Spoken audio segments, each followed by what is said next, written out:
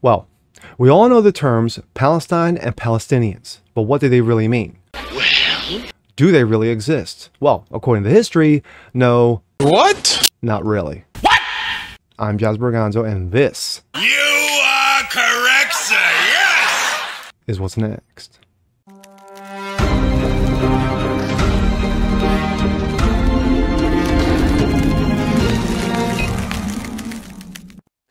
Hey, what's up, everyone? Jazz Berganzo, what's next? Your daily dose, facts, common sense, salt.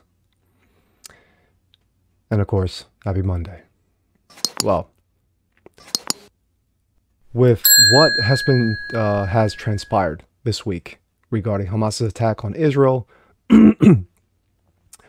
Israel guarding up its forces, putting 100,000 on standby at the Gaza border, Gaza Strip border. Literally, all hell's breaking loose over there. And of course, there's going to be all holy hell if Israel goes forward with its plan to wipe out Hamas once and for all. But with all that being said, amidst the protests, the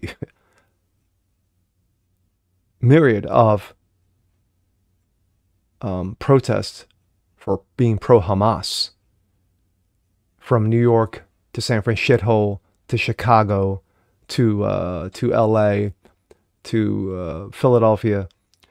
You got Harvard students, proclaiming pro-Hamas, and of course now you got those who want those kids blacklisted. You got politicians who have kept quiet. You got other politicians like Rashid Tlaib who are basically forced to make a comment in regards to the women and children, just to make sure. She's not being pro-Israel. She's just saying, well, the women and children need to be you need to keep hands off. This is wrong. This is intolerable. We can't have any of that. Being that she's pro-Hamas herself. We've all heard the terms Palestine and Palestinian. Well, Palestine is a country, and Palestinians are its people, right? No, that's what we were taught to believe for the better part of the last 60 years. But in reality, history shows differently. Palestine does not exist, and being a Palestinian doesn't exist either. And here we go. This comes out of PJ Media. There is no such thing as Palestinians. The patterns of anti-Semitic, Marxist, Palestinian, alphabet, Black Lives Matter, hate-filled alliance are nothing but not predictable. After expressing shock and dismay that their Palestinian friends in Gaza specifically targeted civilians in under a week, they have quickly shifted back to repeating their old rhetoric. They are now blaming Israel, of course, for the horrific attacks of Hamas, calling Israel's counterattacks on Hamas a terroristic siege. Blitzing the media with images of wounded from Gaza and attacking Israel in all ways as an apartheid state, and as Ocasio-Cortez, our wonderful little bartender, define Israel a nation devoted to ethnic cleansing. That's questionable. We cannot let them try to control the narrative with their blatant lies. The best way to dismiss falsities is to educate. And so the purpose of this piece is to do just that. To give accurate information as a direct contradiction to the lies of the Marxist alliance that seeks to destroy Israel, the United States, and Western culture. The spiritual implications and religious components will be left for another article. This is about what we in Judaism called taklis, simple, practical understanding that are usable in any dialogue. Let us begin with a brief history. Despite what media has been preaching for almost 60 years, there has been no historical Palestinian state or people. For over 3,000 years, there's been no such thing as Palestine or a country of Palestine. So how did this Palestinian issue ever start in modern times? 1948, UN Resolution 181 granted statehood to two states, a Jewish one called Israel and an Arab one called Palestine. This is the first time the nation of people that were named Palestine, excuse me. Even though they were Jordanians, the fact of the matter is they were Arab refugees They were squatters, basically, on that plot of land. Simply put. Immediately after the 5 Arab nations attacked Israel, which continued to be attacked repeatedly for the next 15 years, but successfully defended her nationhood. And now comes the seed that leads to the current support for the left of Palestine. In the 1960s, Arab coalition was not only physically losing wars, but they were considered bullies of Israel in the worldwide media. They were the Goliath that kept losing to David. So they hired the public relations from Dudley Anderson Yahtzee in New York, founded in 1909, no longer in business, to change their image of the world. George Anderson told them that they needed, quote, a victim, a group that would be perceived as smaller and even more abused than Israelis. And the Palestinian cause was born. At Anderson's advice, the Palestinian Liberation Organization was established. The PLO was established in May of '64. This is the start date of the Palestinian cause. After the '67 war, when Israel kept Gaza, the Sinai and Golan Heights, and the West Bank, the concept of Palestinians as victims became even more popular, while ultimately Egypt made the land for peace deal with Israel and has kept that peace, the other nations refused to do so the same. Palestine has always, and continued today, to define itself as, quote, from the river of Jordan to the sea of the Mediterranean, and refuses to accept the state of Israel as its neighbor. The Arab school books in Gaza and the West Bank and many Arab nations do not even include Israel in their maps as taught to children in 2023. As for Gaza, in 2005, the Israelis, in an internal quest for peace, gave self-governance to the people of Gaza. In 2007, the people of Gaza elected Hamas as their leadership by over 90%, and they have re-elected and kept Hamas in power for the last 16 years. Please do not cry for a distinction between the citizens of Gaza and Hamas, for Hamas was and has been elected by the people of Gaza for almost 2 decades.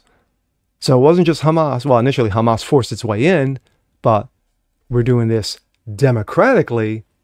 Hamas has been in power for the better part of almost 20 years. Says the leftist who wants to destroy Israel, the people of the region consider themselves Palestinian, and we need to act according to their self-identification based over the last 3 decades. I identify, so therefore I am.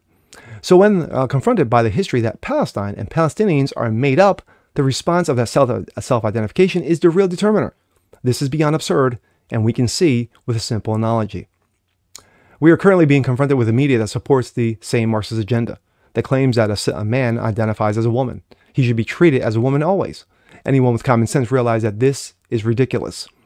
But as the agenda continues unchecked, more and more people are concerned about the craziness that has become commonly accepted. Yes, you tell enough lies, it becomes the truth. A pig can call itself a chicken all day, but still pig. Drag queens can call themselves women, but they're still not. An Arab born in Gaza is not Israeli or a Gazan, but not a Palestinian, no matter what the media has been pouring down our throats for decades. It is a cultural suicide to allow self-ID to control the actions of the culture. Be it drag queens calling themselves women or accepting Palestine as historical reality. This does not disqualify the idea of a 2-state solution and a Jewish state living peacefully with Arab neighbors. But this cannot happen until the proposed neighbor entirely rejects and turns on Hamas, and until they change their attitude that Israel has a right to exist and embrace Israel as its peaceful neighbor. This is a story that Israeli ambassador was about to give a speech at UN. He said, "Before I begin my speech, I'd like to tell a story. Moses was bathing in Jordan River, and when he got out, his clothes had been stolen by a Palestinian. The Palestinian ambassador jumps up and says, 'Outrageous!' He exclaimed, 'They were not even in the region at that time.' The Israeli ambassador continued, 'Now that has been clearly established that the Palestinians were not even there historically, now I will begin my speech. Before we can start a process of peace, some realities need to be acknowledged. There is no historical Palestine. The people of Gaza have chosen Hamas as their leader, and Israel has a right to exist and defend herself. Until the full acceptance of those facts, a dialogue could be possibly started, but not until they are fully accepted." History can be fun, kids. Wow. Learn something new every day. Like the story stated, or the article, Palestine does not exist, nor do the Palestinian people. They are Arab refugees. Still are. They were then, still are today. But the media, as the article states, have taken it upon themselves. Just like the whole church and state issue. You know that term, right? Separation of church and state. It's in our laws. It's per the Constitution. No. It was mentioned once. It was mentioned once in an article, in a statement that was set by Jefferson to the church in Paris. That was it. The only time that statement has ever been mentioned in the history of the United States. But for some odd reason, it's part of the lexicon. It's part of quote unquote history now. If you take 10 people, put them in a room, 9 of them will say church versus church, separation of church and state exists. It's in our Constitution. It's in our bylaws. But the one will go, no, it's not. Show me in the Constitution where it says separation of church and state, and I'll give you all the money I have. Oh, I'll donate money to the cause of your choice. They can't do it because they can't find it. Why? Because it does not exist. That's the same with Palestine and Palestinians. They don't exist. The term does not exist. The people do. The term does not exist. They're our refugees. And until they come to that realization, and until they come to a realization that Hamas is the enemy and not their friend, and until they come to a realization that Israel exists and has every right to defend herself in any way, shape, or form when it feels threatened, then conversations can truly take place. I'm Jazz Berganzo. This is what's next. Want to see more like this? Please leave a comment below. Like it, share it, subscribe to it, hit that notification bell so you guys never miss a thing. And we'll see you next time. Peace.